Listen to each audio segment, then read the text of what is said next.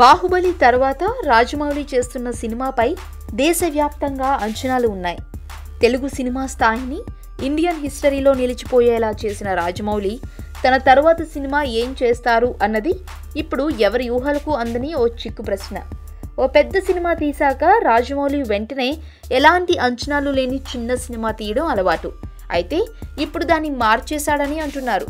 Rajamouli young tiger ఎన్టీఆర్తో సినిమా fix చేసుకున్నాడని టాక్. ప్రస్తుతం తారక్ చేస్తున్న జై లవకుశ ముగింపు దశకు చేరుకుంది.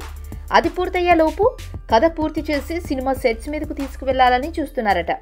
ఎన్టీఆర్ రాజమౌళి ఈ కాంబినేషన్ అంటే ఇక ఫ్యాన్స్కు పండుగే. ఎన్టీఆర్ టాలెంట్ ఏంటో బాగా తెలిసిన రాజమౌళి కొత్త యాంగిల్ ప్రెజెంట్ చేయాలని చూస్తున్నాడట. ఇండస్ట్రీ రికార్డులు సైతం ఈ కాంబినేషన్కు షేక్ అవ్వాల్సిందే అంటున్నారు.